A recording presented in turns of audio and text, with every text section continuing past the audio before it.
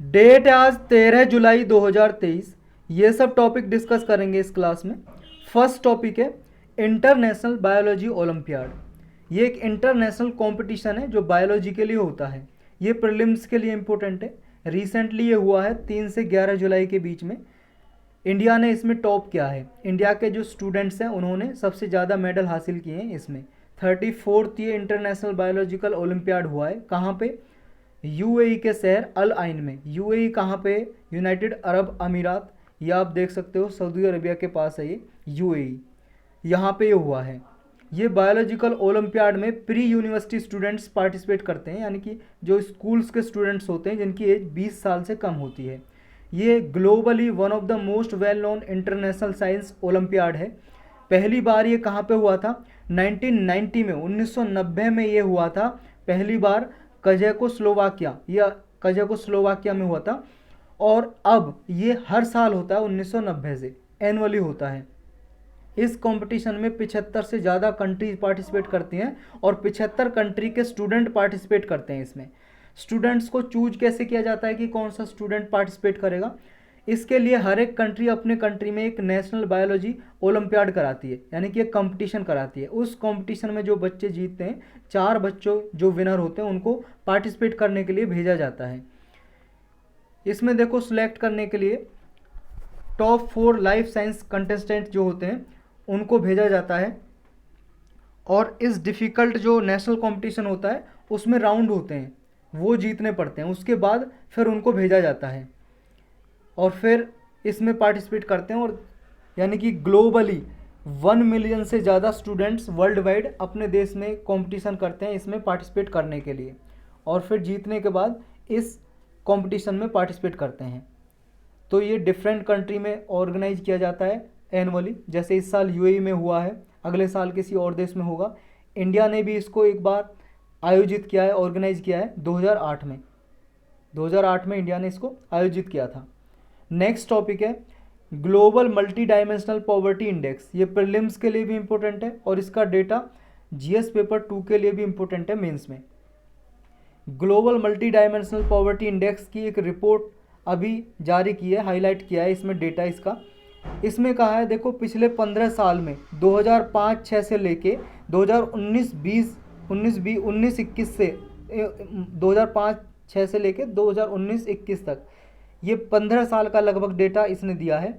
इस साल के अंदर, मतलब इस पीरियड के अंदर इंडिया में पॉवर्टी घटी है। लगभग जो 41.5 करोड़ पीपल पॉवर्टी से बाहर आ गए हैं। 415 मिलियन का मतलब 41.5 करोड़ पीपल बाहर आ गए हैं। तो ये इंडेक्स जो जारी की जाती है, मल्टी डायमेंशनल पॉवर्टी इंडेक्स, ये किसके आधार पर जारी की जाती है? इंडिकेटर आपको याद होने चाहिए।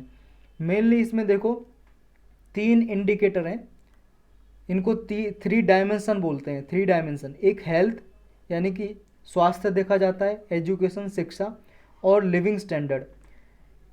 ये देखे जाते हैं हर एक कंट्री में कि कितने लोगों को ये सुविधाएं प्राप्त हैं। और ये जो 3 डायमेंशन है फर्दर डिवाइड की गई हैं। टोटल इसमें 10 इंडिकेटर हैं। जैसे हेल्थ में देखा जाता है न्यूट्रिशन और चाइल्ड मोर्टेलिटी। एजुकेशन की बात आती है तो उसमें देखा जाता है ईयर्स ऑफ स्कूलिंग और स्कूल अटेंडेंस।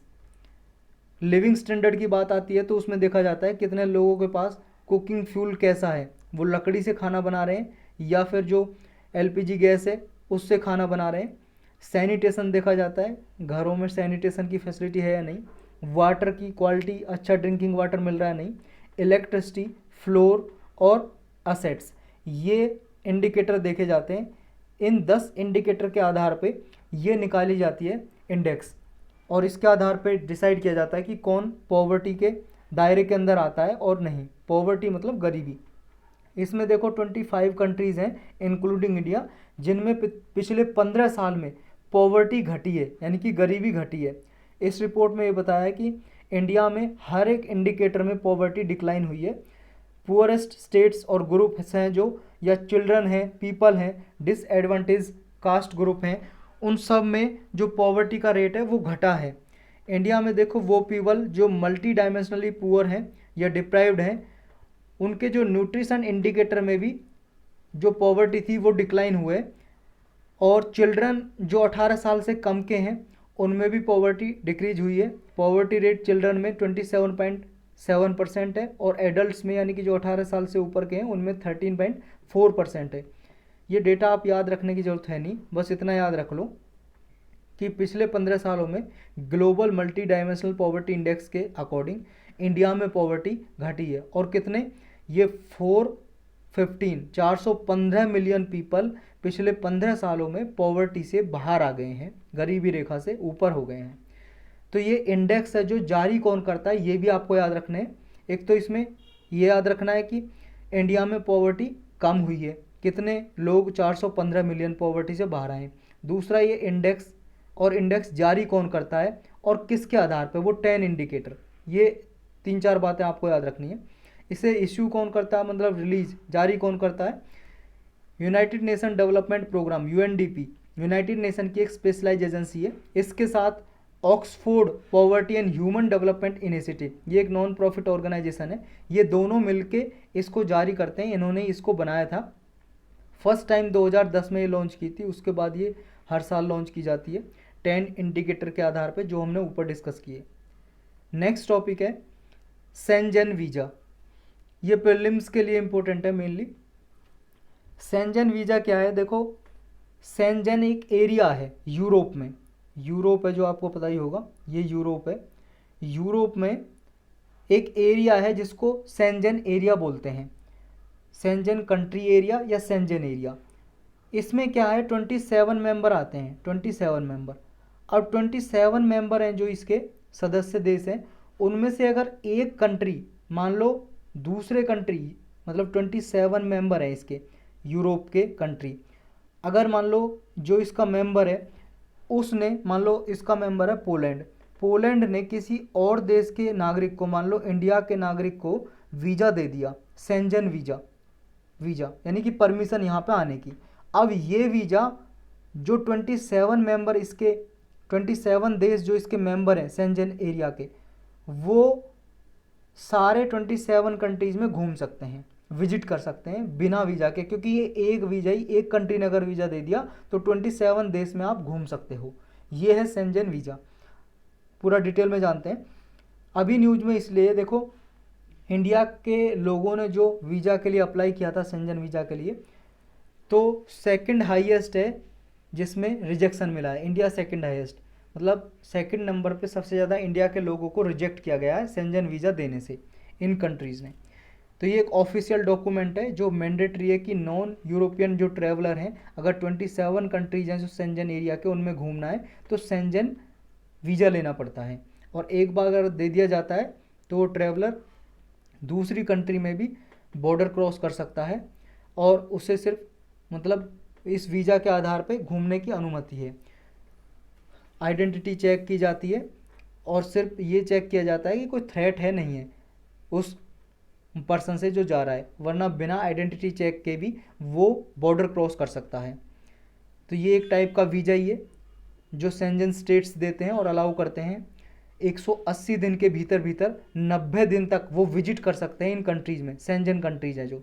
तो शेंजन एरिया के बारे में जान लेते हैं। देखो इसमें 27 कंट्रीज़ हैं और 27 कंट्रीज़ में से 23 कंट्री हैं जो वो यूरोपियन यूनियन के हैं। देखो यूरोपियन यूनियन एक ऑर्गेनाइजेशन है जिसमें 27 मेंबर हैं, 27 मेंबर हैं यूरोप के, सारे मेंबर यूरोप के इसके मेंबर नहीं है। यूरोपियन यूनियन जो ऑर्गेनाइजेशन है, संस्था है, 27 मेंबर है।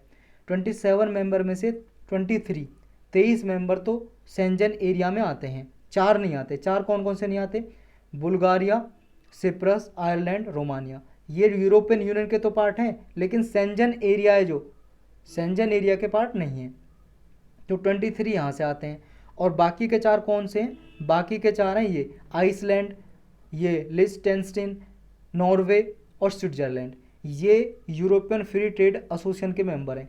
यूरोपियन फ्री ट्रेड एसोसिएशन एक ग्रुप बना रखा है इन 4 कंट्रीज़ ने। तो ये 4 कंट्री और प्लस 23 कंट्री यूरोपियन यूनियन के, इनको मिला के 27 कंट्री बन जाते हैं। ये हैं शेंजन एरिया के मेंबर, यानी कि जो स्विट्जरलैंड, आइसलैंड, लिechtenstein, नॉर्वे, ये यूरोपियन यूनियन के पार्ट नहीं है लेकिन शेंजन एरिया के पार्ट हैं। और ये 4 कंट्री यूरोपियन यूनियन के पार्ट हैं लेकिन शेंजन एरिया के पार्ट नहीं है, तो ये आपको याद रखना है इसमें। तो ये कंट्री मान लो जो इसके पार्ट हैं, एक कंट्री दूसरे को वीज़ा दे देता है तो इंटरनल बॉर्डर जो चेकिंग है वो नहीं की जाती जनरली, लेकिन हाँ अगर किसी मान लो किसी पर्सन से कोई थ्रेट है, पर्सन है, तब उनकी आइडेंटिटी चेक की जा सकती है। तो बस यही है इसमें। नेक्स्ट टॉपिक है मनी म्यूल। ये एक टर्म न्यूज में है रिसेंटली, प्रीलिम्स के लिए इंपॉर्टेंट है। यूके में बहुत सारे केस देखने को मिले मनी म्यूल के, इस वजह से ये न्यूज में है। यूके मतलब यूनाइटेड किंगडम।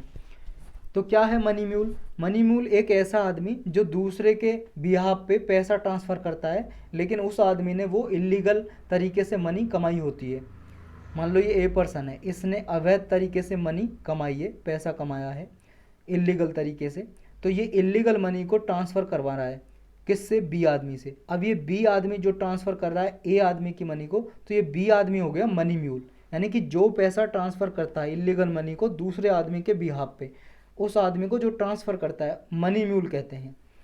तो ये क्रिमिनल्स भी हो सकते हैं जो पैसा ट्रांसफ़र करवाते हैं, और ये क्रिमिनल्स अपने पैसे को ट्रांसफ़र कराने के लिए मनी म्यूल का सहारा लेते हैं, मतलब दूसरे आदमी का जो उसके पैसे को एक तरह से लॉन्डर करता है, मतलब ब्लैक मनी को एक तरह से वाइट कर देता है। ये पैसा जो कमाया होता है क्रिमिनल ने, वो ऑनलाइन स्कैम के जरिए, फ्रॉड या कोई क्राइम है, ह्यूमन ट्रैफिकिंग के जरिए या ड्रग ट्रैफिकिंग के जरिए कमाया होता है। जो मनी म्यूल्स हैं वो करते क्या हैं, इस पैसे में बहुत सारी लेयर डाल देते हैं। पैसे में लेयर का मतलब है कि जब वो ट्रांसफ़र करेंगे तो एक अकाउंट से दूसरे अकाउंट में, उससे तीसरे में, फिर चौथे में, पाँचवें में, ऐसे बहुत सारे अकाउंट में ट्रांसफ़र करके फिर जहाँ भेजना होता है लास्ट में वहाँ भेजते हैं। तो ऐसे बहुत सारी लेयर बना देते हैं वो। तो वो जो अथॉरिटी होती हैं, लॉ इन्फोर्समेंट अथॉरिटी, जिनको ट्रेस करने होते हैं कि ये ब्लैक मनी कहाँ गया, तो वो ट्रेस करना बहुत ही मुश्किल हो जाता है, बहुत ही डिफ़िकल्ट हो जाता है, क्योंकि बहुत सारे अकाउंट में ट्रांसफ़र करके ढूंढना भारी हो जाता है कि पैसा असली में आया कहाँ से था। तो ये मनी म्यूल्स फंड को मूव करते हैं बहुत सारे तरीके से, बैंक अकाउंट के थ्रू या कैशियर चेक्स के थ्रू, वर्चुअल करेंसी में भी कर सकते हैं, बिटकॉइन वगैरह में, प्रीपेड डेबिट कार्ड के थ्रू, मनी सर्विस बिजनेसेस के थ्रू। तो ये पैसे ट्रांसफ़र करते हैं। कुछ मनी म्यूल्स ऐसे होते हैं क्रिमिनल को सपोर्ट करते हैं, कुछ ऐसे होते हैं जिनको पता ही नहीं होता कि ये इलीगल तरीके से मनी कमा के लाया और ट्रांसफ़र करा रहा है, लेकिन भले उसे पता हो ना पता हो, जिसने मनी ट्रांसफ़र की है, इलीगल मनी ट्रांसफ़र की है, तो पुलिस उसे टारगेट करती है और उस पर इन्वेस्टिगेशन करती है, जांच करती है उसकी। तो ये money mules often commission receive करते हैं, मतलब ये मनी ट्रांसफ़र करेंगे तो ये कमीशन लेते हैं ना कि मैं इतने पैसे लूँगा आपके ट्रांसफ़र करने के, तो इस वजह से सहायता करते हैं। कई बार ऐसा होता है कि वो मनी म्यूल्स जो ट्रांसफ़र कर रहा है पैसा, वो जानता भी है किसी आदमी को, तो जानकारी में भी करता है, कई बार नहीं जानता तो भी ट्रांसफ़र कर देते हैं क्योंकि इन्हें कमीशन मिल रहा होता है।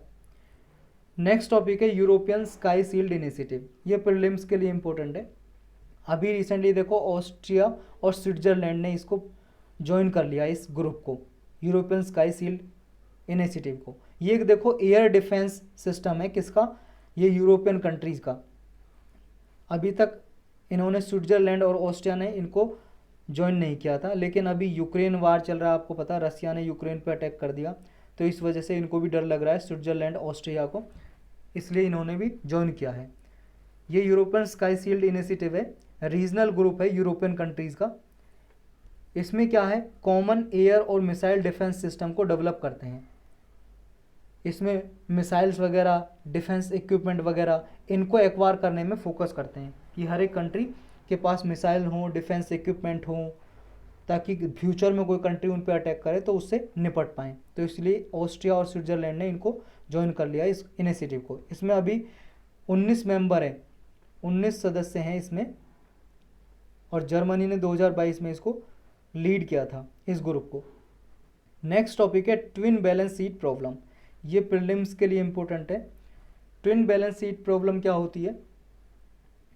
देखो, अगर एक साथ बैंक में तो एनपीए बढ़ रहा है, एनपीए मतलब non performing assets, non performing assets को बैड लोन्स भी बोलते हैं। बैड लोन्स क्या होता है? एनपीए, मान लो बैंक ने किसी को लोन दिया, अब लोन वो वापस नहीं लौटाया 90 दिन के अंदर, ना तो उसने इंटरेस्ट दिया ना मूल दिया, तो फिर उसे ना कैटेगराइज करते रहते हैं। तो ये एनपीए बन जाता है, नॉन परफॉर्मिंग असेट्स। यानी कि बैंक ने जो लोन दिया और वो लोन जिस आदमी को दिया वो वापस नहीं कर रहा है, तो ये वापस नहीं आया इसके पास, तो ये एनपीए हो जाती है, नॉन परफॉर्मिंग असेट्स। तो ये बैंक का एक तरफ एनपीए बढ़ रहा है, बैड लोन्स बढ़ रहा है, दूसरी तरफ जो कॉरपोरेट सेक्टर हैं, कॉरपोरेट सेक्टर्स हैं, यानी कि जो कोई कंपनी है, कॉरपोरेशन है, उसका क्या है, डेट बढ़ रहा है, कर्ज बढ़ रहा है, उसका कर्ज बढ़ रहा है। जब ये दोनों प्रॉब्लम एक साथ आती हैं, बैंक का एनपीए बढ़ रहा है, non performing asset, bad seats, और कॉरपोरेट सेक्टर का, कंपनीज का कर्ज बढ़ रहा है, डेट बढ़ रहा है, उन पे ज़्यादा कर्ज हो गया है, तो इस प्रॉब्लम को बोलते हैं हम ट्विन बैलेंस शीट प्रॉब्लम। बस यही जानना है आपको। इसकी वजह से देखो इकॉनमी पे इम्पैक्ट पड़ता है, नेगेटिव में इम्पैक्ट, जिसकी वजह से इकॉनमी रिटार्ड करती है, मतलब रुक जाती है, क्योंकि बैंक के पास पैसा नहीं होता है, नॉन परफॉर्मिंग असेट्स हो गई है बहुत ज़्यादा, और कॉरपोरेट्स के पास डेट ज़्यादा बढ़ गया है, कर्ज बढ़ गया है, तो इस वजह से इकॉनमी को नेगेटिवली इम्पैक्ट करता है, प्रभावित करता है। नेक्स्ट टॉपिक है हाइड्रोजन हाइड्रेट। ये केमिकल है, ये प्रीलिम्स के लिए इंपॉर्टेंट है। गुजरात की एक कंपनी है GACL, Gujarat alkalis and chemical limited, इसने इसको प्रोड्यूस करना स्टार्ट कर दिया और इसे डिस्पैच करना भी स्टार्ट कर दिया, भेजना कहाँ पे, केमिकल इंडस्ट्रीज में जो ज़रूरत है उसको। तो ये केमिकल प्रोडक्ट इंडस्ट्रीज में यूज होता है। अभी देखो इंडिया इस पर क्या है, यूरोप की कंट्री पे डिपेंडेंट है, यानी कि यूरोप से हम बहुत ज़्यादा ये हाइड्रोजन हाइड्रेट मंगाते हैं, लेकिन इंडिया में प्रोड्यूस करना स्टार्ट हो गया है, इसलिए इंडिया का जो इंपोर्ट बिल है वो रिड्यूस होगा हाइड्रोजन हाइड्रेट की वजह से। तो ये क्या है हाइड्रोजन हाइड्रेट, बस इतना जानना हमें। इसका केमिकल कंपाउंड का फॉर्मूला है N2H4H2O। ये कलरलेस लिक्विड है जो रिड्यूसिंग एजेंट की तरह भी यूज होता है, और बॉयलर वाटर को साफ़ करने के लिए, ट्रीटमेंट करने के लिए ऑक्सीजन स्कैवेंजर की तरह भी यूज होता है, केमिकल की तरह भी यूज होता है, और रॉकेट में भी, रॉकेट प्रोपेलेंट में भी यूज होता है इसका। बहुत सारी इंडस्ट्रीज़ में, फैक्ट्रीज में यूज होता है इसका, पेस्टिसाइड बनाने के लिए। पेस्टिसाइड मतलब कीटनाशक, जो खेतों में कीटनाशक डाले जाते हैं उन्हें बनाने के लिए। एग्रो केमिकल्स, कृषि करने में जो केमिकल्स यूज होते हैं उन्हें बनाने में यूज होता है। पानी को साफ़ करने के लिए वाटर ट्रीटमेंट, दवाइयों में भी यूज होता है इसका, फार्मास्यूटिकल्स में, पॉलीमर प्रोडक्शन में, और फाइन केमिकल्स की तरह भी यूज होता है इसका। अब जान लेते हैं थोड़ा इस कंपनी के बारे में। GACL जो गुजरात में, ये CSIR और IICT हैदराबाद में, CSIR का council for scientific and industrial research है जो, उसका एक इंस्टीट्यूट है IICT हैदराबाद में, उसके साथ कोलैबोरेट करके इसने मैन्युफैक्चरिंग करना स्टार्ट कर दिया GACL ने हाइड्रोजन हाइड्रेट का। ये कंपनी ने टारगेट रखा है कि ये 10,000 मेट्रिक टन हर साल प्रोड्यूस करेगी हाइड्रोजन हाइड्रेट का, और इसका प्लांट गुजरात में दहेज नाम की एक प्लेस है, जगह है, वहाँ पे इसका प्लांट है। और इसने देखो ये भी टारगेट किया है कि आने वाले समय में ये प्यूरिफाइड फॉस्फोरिक एसिड प्लांट भी लगाएगी। ये लगाने के बाद ये फॉस्फोरिक एसिड भी प्रोड्यूस करेगी। नेक्स्ट टॉपिक है क्लोथो। ये प्रीलिम्स के लिए इम्पोर्टेंट है। बस एक न्यू स्टडी में ये रिवील किया गया कि अगर किसी मंकी की एज बहुत ज़्यादा हो गई है, बंदर की काफ़ी एज हो गई है, अगर उसमें क्लोथो को इंजेक्ट कर दिया जाए तो उसका जो कॉग्निटिव फंक्शन है वो इम्प्रूव होता है। कॉग्निटिव फंक्शन का मतलब सोचने समझने की शक्ति, वो इम्प्रूव होती है, क्योंकि इसकी वजह से क्या होता है, एक लॉन्गेविटी फैक्टर प्रोटीन है, ये क्या करता है, बॉडी में क्लोथो को रिस्टोर करता है। तो ये क्लोथो है क्या, क्लोथो देखो एक तरह से एंजाइम है, एंजाइम है हमारी बॉडी में।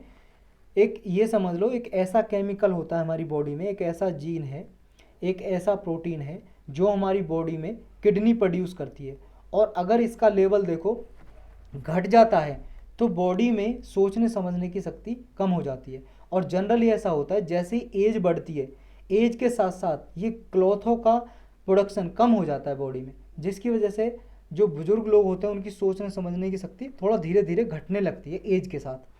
तो ये क्लोथो जीन है जो ये एसोसिएटेड है एज रिलेटेड डिसीज से भी, जो एज के साथ बीमारी होती हैं, डिसीज होती हैं, जो कॉग्निटिव फंक्शन को एक तरह से इम्पेक्ट करती हैं।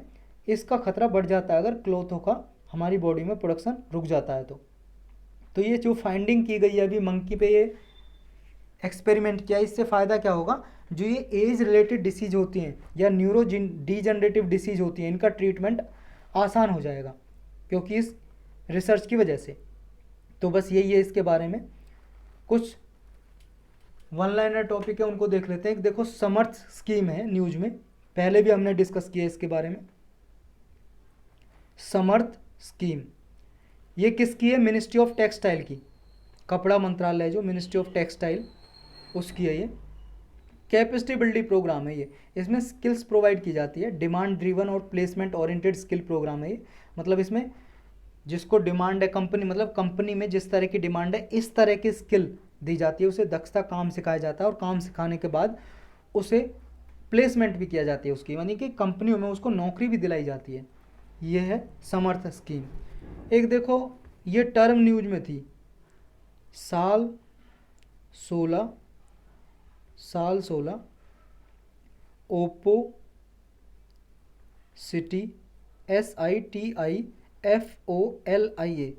साल 16 ओप्पो सिटी फोलिया डैश फोन्टेनी DESFONTANI साल 16 ओप्पो सिटी फोलिया डैश फोन्टेनी। ये एक टर्म न्यूज में, ये क्या है?